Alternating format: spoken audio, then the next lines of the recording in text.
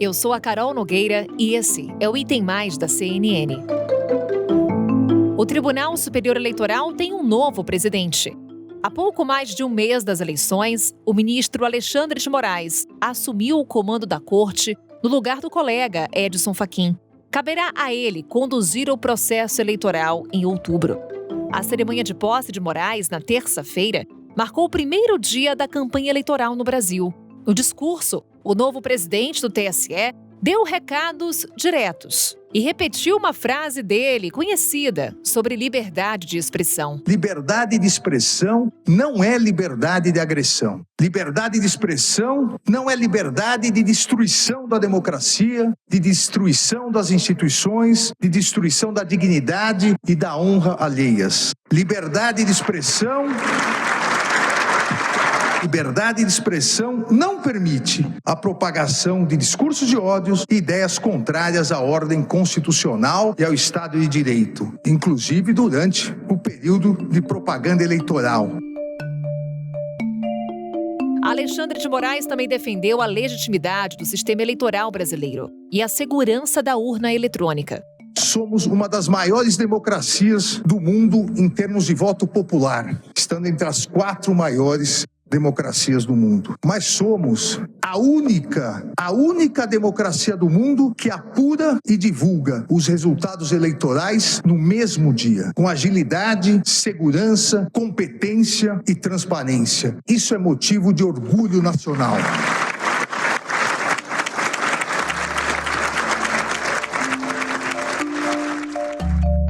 O novo presidente do TSE falou para uma plateia formada por representantes dos 3 poderes, do Ministério Público, dos estados, ex-presidentes da República, candidatos e embaixadores.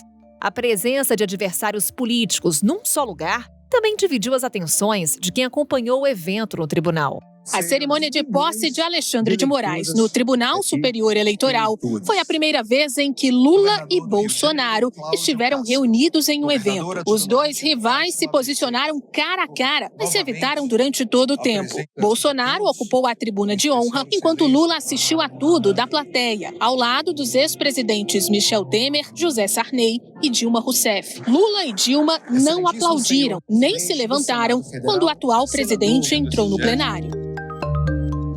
Alexandre de Moraes terá o desafio de presidir o TSE durante essas eleições, período marcado por uma forte polarização e depois de uma série de questionamentos do presidente da República sobre o processo eleitoral no país. Na primeira parte desse episódio, vamos falar sobre a cerimônia de posse, o que esperar de Alexandre de Moraes à frente do tribunal e, claro, os bastidores desse acontecimento. Para isso, nada melhor do que conversar com quem esteve no local. Thaís Arbex, nossa analista de política, acompanhando as conversas durante esse evento e trazendo aqui pra gente o que foi destaque, o que é notícia. Thaís, sempre muito bom te ter por aqui. Bem-vinda. Olá, Carol. Obrigada mais uma vez pelo convite. Vamos lá tocar essa parceria. Parceria de todas as noites e acompanhamos, inclusive, Thaís, o teu trabalho in loco, lá na cerimônia de posse de Alexandre de Moraes. A gente, claro, quer saber dos bastidores, como é que se deram essas conversas, aquele climão, se teve ou não, entre ex-presidentes da República, tudo isso. Mas antes, eu quero falar com você sobre a simbologia desse evento. No dia 11 de agosto, Thaís, acompanhamos a sociedade se mobilizando em defesa da democracia. E aí eu falo do cidadão brasileiro, pessoa física, e também de empresas, pessoas jurídicas, se juntando em manifestos. O evento da posse de Alexandre de Moraes, até mesmo pelos discursos ali proferidos, foram um posicionamento das instituições também em defesa da democracia? Carol, acho que a gente pode e deve fazer sim essa associação. Ontem mesmo, conversando com ministros do Supremo Tribunal Federal que estavam ali na posse, qual era a percepção que a gente tinha? De que sim, todo o evento teve uma carga simbólica muito importante. Não só pelos discursos, e aí a gente destaca, é claro, a fala do ministro Alexandre de Moraes, mas pela fotografia, principalmente a fotografia da plateia. Ali a gente viu todos os ministros do Supremo Tribunal Federal, ministros do Superior Tribunal de Justiça, o STJ, 4 ex-presidentes da República, parlamentares, outros integrantes de cortes superiores. Então, na verdade, houve uma percepção de que, naquele evento, se criou um arcabouço bastante consolidado de apoio à justiça. Não só à justiça eleitoral, mas ao nosso judiciário como um todo. Essa percepção está muito clara, e aí eu trago aqui um tiquinho de bastidor, que aquela fotografia que a gente viu e vai continuar vendo, porque é um registro histórico, ela não foi feita à toa. Ela teve um empenho pessoal do ministro Alexandre de Moraes. Hoje de manhã estava conversando com um dos convidados ali, que é uma pessoa bastante próxima a Moraes, e ele me contou que Moraes fez questão de ligar para cada um desses convidados. Essa fonte até falou assim, ele ligava para os governadores fazendo o convite, e o governador que porventura falasse, não, eu vou lhe enviar uma felicitação, uma manifestação por escrito, Alexandre de Moraes dizia, faço questão da sua presença. E a gente viu que, de fato, teve uma presença expressiva de governadores, até de prefeitos. Então, Alexandre de Moraes construiu essa cerimônia. Ele foi fazendo cada um desses contatos para que essa cerimônia ontem tivesse, de fato, esse tamanho que a gente assistiu, Carol. Registros históricos, sem dúvida, Thaís Arbex. No mesmo ambiente, 4 ex-presidentes da República, o atual presidente da República, 22 governadores, prefeitos, embaixadores, integrantes do Poder Judiciário. O que essa foto histórica nos diz sobre as relações institucionais? E o que até mesmo a presença de Bolsonaro na posse também nos traz de mensagem nesse sentido? Qual que é a avaliação de integrantes do Supremo Tribunal Federal e aliados do presidente Jair Bolsonaro? Esse evento serviu para promover um distensionamento das relações entre executivo e judiciário? Carol, há um esforço, né? Tem gente trabalhando para isso. A gente vê que o ministro da Casa Civil, Ciro Nogueira, foi às redes sociais fazer uma publicação ali sobre a ida do presidente Jair Bolsonaro à posse. A gente sabe que dentro da campanha do presidente Jair Bolsonaro está praticamente cristalizada a impressão de que o presidente, ao atacar o judiciário, ao atacar as urnas eletrônicas e o sistema eleitoral, ele mais perde votos do que ganha. Então, há um pragmatismo nessa questão, mas também há uma simbologia bastante forte que a gente viu e está reprisando hoje, que é a imagem do presidente Jair Bolsonaro não aplaudindo, não se mexendo, não esboçando qualquer reação à defesa do sistema eleitoral feita pelo ministro Alexandre de Moraes. Embora tenha um aspecto bastante importante a ida do presidente, aliados do presidente dizem que melhor ele ter ido do que não ter ido, também houve a percepção de que o presidente Jair Bolsonaro fez questão de deixar muito claro ali que não aplaude, que não ovaciona o sistema eleitoral brasileiro. Isso ficou bastante perceptível. E tão logo ele chegou, a avaliação que eu fiz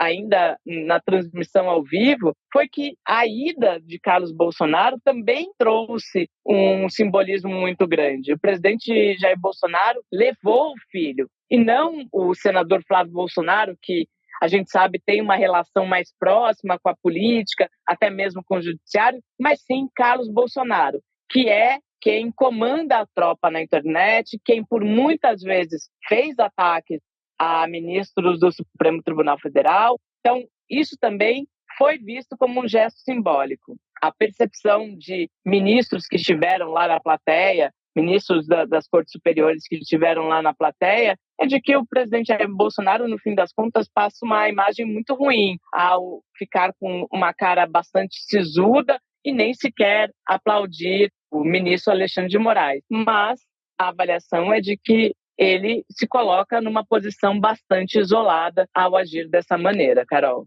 E justamente por conta dessas reações é que fica a dúvida de como vai se dar a relação institucional, mas também como ficarão as narrativas, Thaís. Estamos às vésperas do 7 de setembro, Dia da Independência. Manifestações estão sendo marcadas para essa data. Inclusive, o próprio presidente Jair Bolsonaro, ele convoca a população para ir às ruas. É inevitável lembrarmos do ano passado, quando o presidente também participou de atos e adotou um discurso inflamado contra o ministro Alexandre de Moraes. O que esperar do 7 de setembro de 2022. Como as palavras do presidente do TSE podem ecoar nesses atos convocados por Bolsonaro?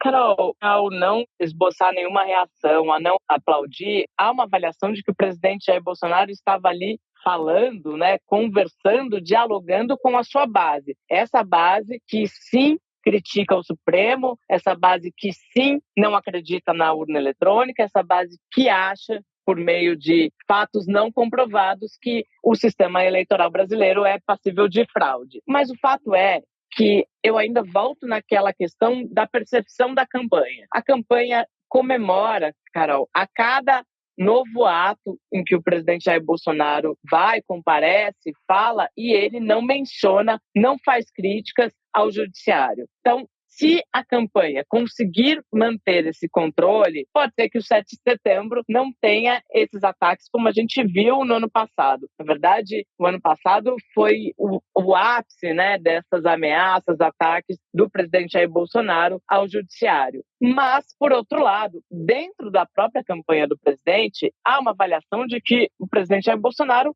é imprevisível, é incontrolável. Então, se ele achar que deve fazer, ele vai fazer ataques.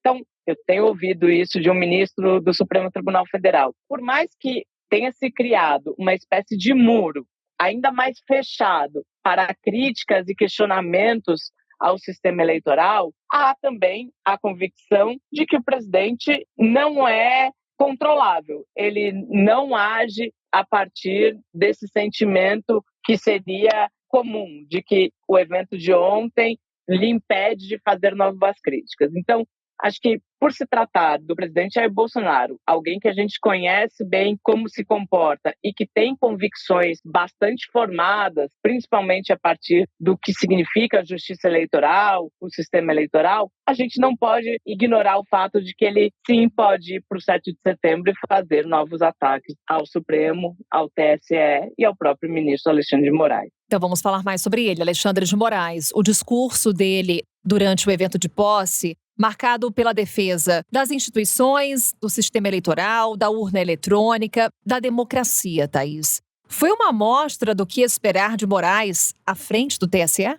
Carol, foi uma amostra. Acho que Alexandre de Moraes já vem dando amostras há bastante tempo, mas eu acho que não só pelo discurso, porque ali momentos bastante firmes, bastante fortes, naquele trecho que ele fala que liberdade de expressão não é liberdade de agressão, não é liberdade de destruição das instituições, da democracia. Trecho esse que ele tem usado já há algum tempo em decisões que tem proferido ali no Tribunal Superior Eleitoral, mas também pelo significado daquela plateia. Como eu disse, Alexandre de Moraes trabalhou, costurou aqueles convidados, fez questão de ligar para muitos deles, fez questão dessa presença. Então, Alexandre de Moraes criou esse ambiente para que ele pudesse fazer essa defesa enfática da democracia, do sistema eleitoral, da urna eletrônica e tivesse o respaldo de autoridades que extrapolam o judiciário, como você bem citou, 22 governadores, embaixadores. Então, todo esse ambiente foi construído. Isso mostra o quê, Carol? Mostra que Alexandre de Moraes, ele é um ministro do Supremo Tribunal Federal com uma habilidade política bastante importante. Alexandre de Moraes fez a carreira em São Paulo, foi secretário na prefeitura, no governo de São Paulo, foi ministro do governo Temer e ele sabe circular nesse ambiente, ele sabe dialogar nesse ambiente. Então, alguém que consegue reunir numa posse adversários políticos tão claros como ex-presidente Lula e o presidente Jair Bolsonaro, a ex-presidente Dilma Rousseff e o ex-presidente Michel Temer, é alguém que tem uma estatura política bastante importante. E muita gente aposta nessa habilidade para que essa gestão seja uma gestão de menos tensionamento, por incrível que pareça, por mais que muita gente possa não acreditar. Mas muita gente atribui a essa habilidade política talvez uma baixada de bola nesse clima de tensão que a gente tem assistido há tanto tempo. Thaís Arbex, mais uma vez, obrigada por compartilhar conosco esse bastidor, teu olhar e, claro, a gente segue nessa conversa porque período eleitoral está só começando. Obrigada. Imagina, Carol, estou sempre aqui Vamos juntas, que serão dias muito intensos no nosso país. Até a próxima. Não temos dúvida. Um beijo, Thaís. Obrigada. Ainda falando sobre o discurso de posse, o novo presidente do TSE deixou clara a preocupação da corte com fake news durante as eleições. A intervenção da Justiça Eleitoral, como afirmei anteriormente, será mínima, porém será célere, firme e implacável no sentido de coibir práticas abusivas ou divulgações de notícias falsas ou fraudulentas, principalmente daquelas escondidas no covarde anonimato das redes sociais, as famosas fake news. E assim atuará a Justiça Eleitoral de modo a proteger a integridade das instituições, o regime democrático e a vontade popular, pois a Constituição Federal não autoriza que se propaguem mentiras que atentem contra a lisura, a normalidade e a legitimidade das eleições. Criada em 1932, a Justiça Eleitoral Brasileira tem o papel de conduzir o processo eleitoral brasileiro e julgar casos relacionados à conduta de candidatos e partidos. Desde 2018, a internet está no foco das atenções. A ferramenta deu maior velocidade e alcance às notícias falsas e ao discurso de ódio como ferramentas eleitorais. Desde o início do ano, o TSE tem criado barreiras para as fake news durante as eleições. Teve acordo do TSE com essas redes, essas plataformas, para tentar diminuir a disseminação de notícias falsas durante as eleições, para finalizar, inclusive, com acordos que prevêem a criação de um canal de denúncias sobre notícias falsas. O sistema de alerta é um sistema criado pela Justiça Eleitoral que ele tem por finalidade dar protagonismo ao cidadão, dar protagonismo ao eleitor no enfrentamento à desinformação de conotação eleitoral. Ele funciona da seguinte forma: ele permite que o cidadão que verificou, ou a cidadã que verificou um compartilhamento em alguma plataforma digital, que pode ser uma plataforma de rede social, que pode ser um serviço de mensageria, de um conteúdo que tem caráter desinformador contra as eleições, ou que veicule discurso de ódio contra eleições, também disparos em massa relativo ao processo eleitoral, ele pode encaminhar isso para a Justiça Eleitoral por meio do sistema de alertas, e a Justiça Eleitoral vai tratar esse dado e encaminhar para cada uma das plataformas respectivas. Mas até que ponto os mecanismos à disposição da Justiça Eleitoral são capazes de evitar que a desinformação influencie a decisão dos eleitores em outubro? Na segunda parte desse episódio, falamos sobre os desafios do Tribunal Superior Eleitoral e do agora presidente Alexandre de Moraes. Para isso, conversamos com o Alberto Rolo. Ele é advogado, especialista em direito eleitoral. Doutor Alberto Rolo, sempre um prazer falar com o senhor. Bem-vindo. Eu que agradeço mais uma vez a oportunidade e estou sempre à disposição dos amigos da CNN. Bem, doutor, para começar, eu trago aqui um trecho do discurso de Alexandre de Moraes. Ele disse o seguinte: a intervenção da Justiça Eleitoral será mínima, porém, será célere, firme e implacável no sentido de coibir práticas abusivas ou divulgações de notícias falsas ou fraudulentas. Daí eu trago uma série de perguntas para o senhor. Para começar, doutor, quais são as práticas abusivas mais comuns no processo eleitoral brasileiro e quais são os mecanismos que a Justiça Eleitoral dispõe para coibir esses crimes? Primeiro, vamos lembrar por esse trecho do discurso que um dos princípios da Justiça Eleitoral é realmente interferir pouco, porque quem decide a eleição é o eleitor, é o voto do eleitor. Então, quanto menos a Justiça Eleitoral interferir, melhor. Agora, quando existem ilegalidades, quando existem abusos, aí sim a Justiça Eleitoral é chamada para intervir, para corrigir esses abusos. Aí você pergunta quais são as maiores ocorrências, as maiores incidências. Com certeza, propaganda eleitoral ilegal, irregular, por exemplo, distribuição, de prints, de coisas, de bens que a lei expressamente veda agora, já foi possível no passado, hoje não pode mais. Utilização de carros de som em desacordo com a legislação, por exemplo, o carro de som hoje não pode estar sozinho, tem que ter alguém acompanhando, porque a lei fala carreata, Então, carro de som participa de carreata, e carreata não é um carro só. Então, também tem aplicação de multa, tem pessoas que, por exemplo, agitar a bandeira é possível, mas a bandeira não pode atrapalhar o trânsito dos carros e as pessoas que estão ali na calçada, atravessando a rua. Então, as ocorrências maiores são, sem dúvida, as propagandas, as modalidades de propaganda que são feitas de forma incorreta. Mas o principal, porque para esse estilo, para esse tipo, a consequência é multa. Tem fatos, que a multa vai de 2 até 8 mil reais, tem outros fatos que a multa vai de 5 mil até 25 mil reais,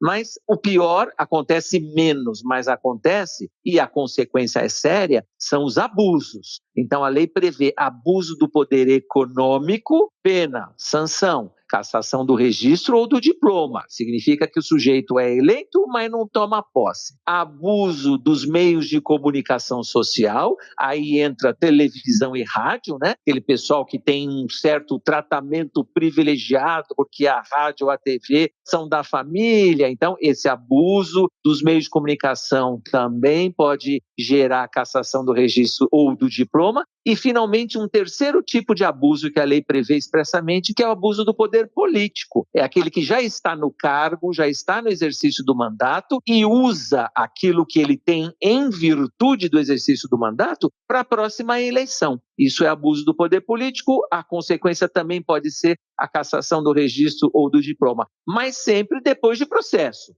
onde tem ampla defesa e contraditório. No discurso, doutor, Alexandre de Moraes frisou em várias oportunidades, não só nesse trecho que eu destaquei há pouco, a questão das notícias falsas, fake news, que são apontadas como o principal desafio na gestão de Moraes. Apesar de acordos firmados com plataformas, ainda existe carência de meios de controle das redes, no sentido de evitar a disseminação desse tipo de notícia. Como é que o direito, como é que as leis podem ajudar nesse sentido?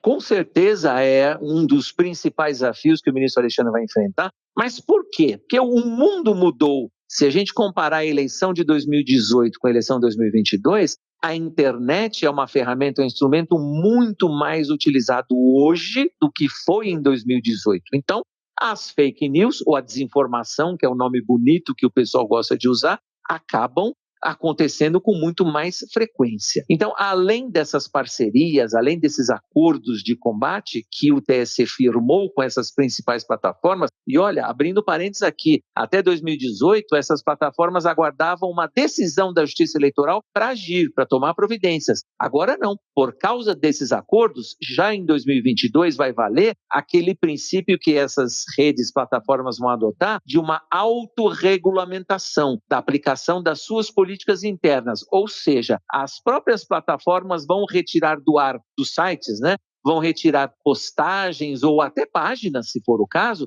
que estejam em desacordo com as suas políticas, em desacordo com aquilo que foi combinado com a Justiça Eleitoral. Ou seja, muito mais rápido, não vai precisar aguardar a decisão da Justiça Eleitoral. Agora, a lei tenta estar junto com esses avanços da tecnologia da internet e, por exemplo, o ano passado, 2021, foi aprovado um novo dispositivo no Código Eleitoral que fala expressamente de divulgar, esse é o verbo, fato sabidamente inverídico, então a gente traduz isso por fake news, com finalidade eleitoral. Então a gente chama no dia a dia de fake news eleitoral. Então hoje fake news eleitoral é crime, está previsto no artigo 323 do Código Eleitoral e é uma alteração nova, é de 2021. Então já é uma ferramenta nova da lei, um instrumento novo que o TSE vai ter para aplicar. E finalmente, sobre esse assunto, o ministro Alexandre de Moraes já há alguns meses avisou para todo mundo, não vou dizer que deu um recado direcionado a uma ou duas pessoas, avisou para todo mundo, quando houve a cassação daquele ex-deputado no Paraná, que quem praticasse fake news ia sofrer as consequências da lei, até com a cassação, como aconteceu com aquele ex-deputado do Paraná. Ele disse na época, ele deu várias entrevistas, esse é o primeiro caso e daqui para frente todos vão ser assim. Então eu acho que o aviso está dado e agora que ele é o presidente, ele vai implementar esse raciocínio e vai convencer os outros ministros a decidirem e julgarem da mesma forma. Ou seja, doutor, a relatoria do inquérito das fake news, em certa medida, conversa com a agora presidência do TSE. Com certeza, porque eu acho que ele aprendeu na relatoria, aprendeu inclusive questões técnicas, que quem trabalha com direito às vezes tem alguma dificuldade. Então ele aprendeu nessas investigações do inquérito das fake news como acontece, como essas práticas ocorrem, como é a internet, a deep, né, internet que o pessoal fala muito, como é que as ilegalidades são contratadas, os perfis falsos são criados, os robôs e assim por diante. Tudo isso ele aprendeu ali na prática e agora vai levar para o TSE para aplicar esses antídotos que são necessários. É o principal desafio. E qual que é o principal obstáculo para combatê-lo, doutor? É falta de lei? É a dificuldade de aplicação da lei, de localizar o autor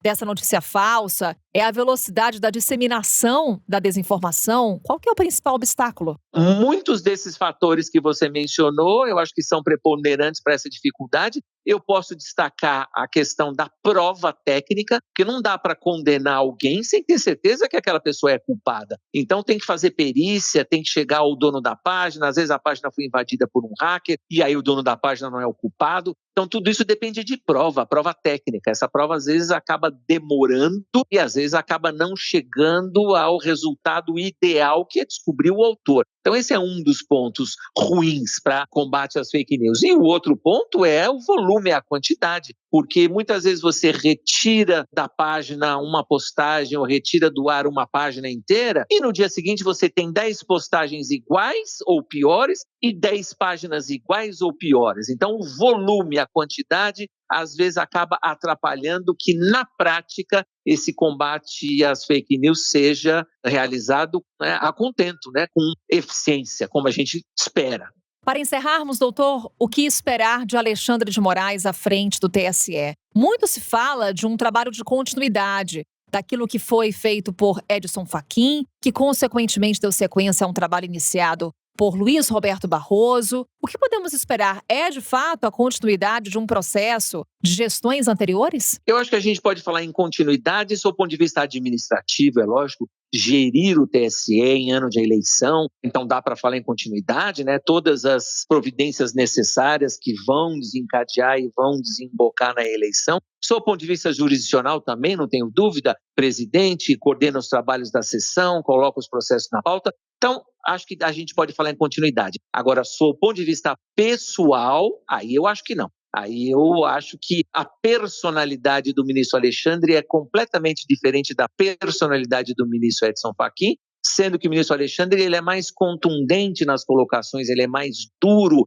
ele é mais ríspido. Significa que na hora que tiver que votar, ele vai votar, doa quem doer e não interessa se gosta ou se não gosta. Ele me parece, esse é um perfil pessoal dele, ele não está muito preocupado em agradar a plateia, ele está preocupado em cumprir a Constituição e cumprir a obrigação dele enquanto juiz, enquanto ministro. Enquanto o ministro Fachin era muito mais calmo, muito mais tranquilo, acho que tinha um espírito muito mais apaziguador. Não vejo não que o ministro Alexandre não vai querer apaziguar os ânimos, mas se não gostar, paciência, ele vai fazer do mesmo jeito. Então, do ponto de vista pessoal, eu acho que vai mudar um pouquinho sim. Doutor Alberto Rolo, sempre muito bom contar com a sua participação aqui no Item Mais. Venha sempre. Até uma próxima. Eu que agradeço mais uma vez o convite. Estou sempre à disposição para falar desse assunto que é tão importante para a sociedade brasileira. Vamos falar mais, sem dúvida. Obrigada, doutor. Um abraço.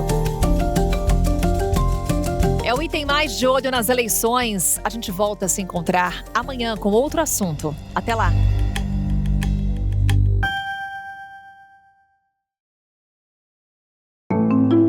Com a minha apresentação, Carol Nogueira, este podcast foi produzido pela Maremoto para a CNN Brasil. Roteiro e pesquisa, Lucas Scherer. Revisão editorial Maremoto, Amanda Mira. Pauta e produção, Danilo Santana e Cecília Fernandes. Edição e sonorização, Murilo Lourenço. Coordenação geral, Paula Weinberg e Felipe Gomes. Coordenação de produto, Verônica Schneider. Coordenação editorial, Diego Toledo. Você também pode ouvir o Item Mais no site da CNN Brasil. E aproveite para conhecer os nossos outros programas em áudio. Acesse cnnbrasil.com.br/podcasts.